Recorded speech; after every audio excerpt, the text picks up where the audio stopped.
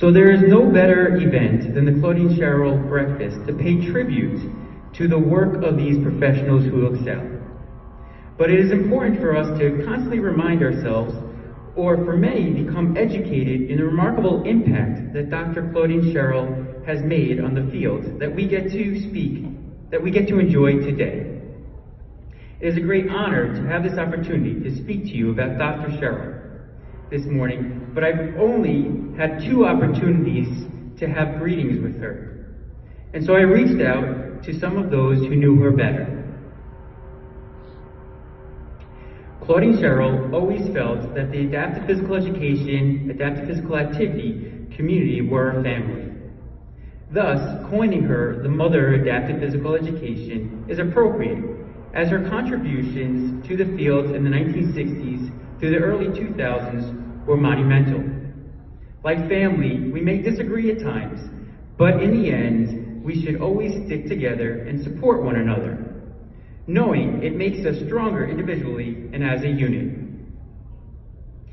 It was mentioned to me that despite how busy she was with national and international work, she was always available, willing to meet to discuss issues and questions with her students.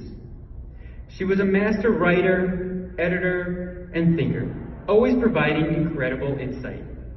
Many people have shared with me that she has a unique ability to write a final piece of work with little editing on the first round.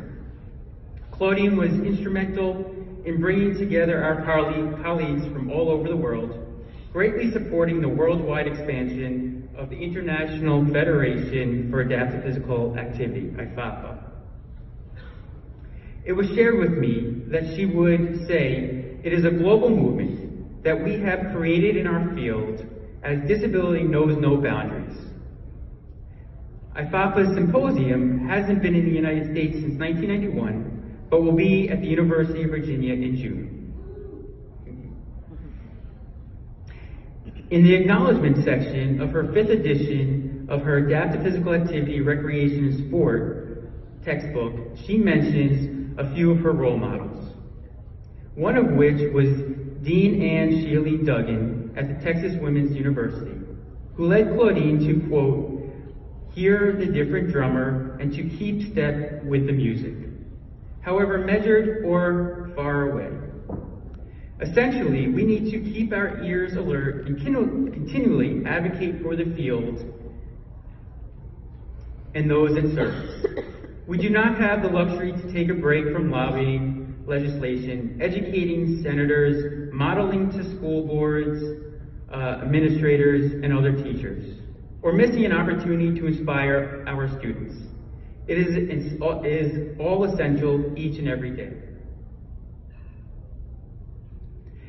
The commonality of the message shared to me from those who knew Claudine Sherrill well was that her passion and action were unparalleled, whether it was with a committee or on her own. She was an expert in writing grants, advocating to the United States government, and educating future educators.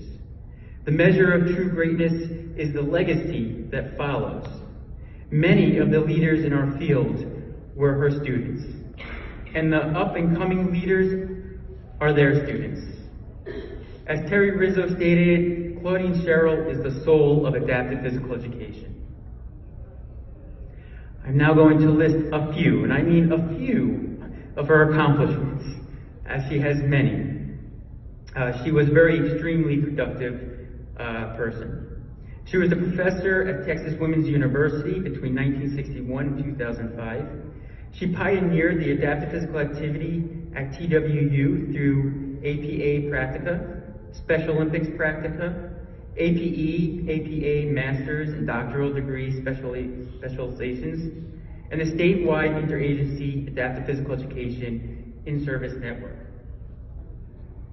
She served 22 years on IFAPA's board and as president between 2003 and 2007. She served 27 years on the editorial board for Adaptive Physical Activity Quarterly.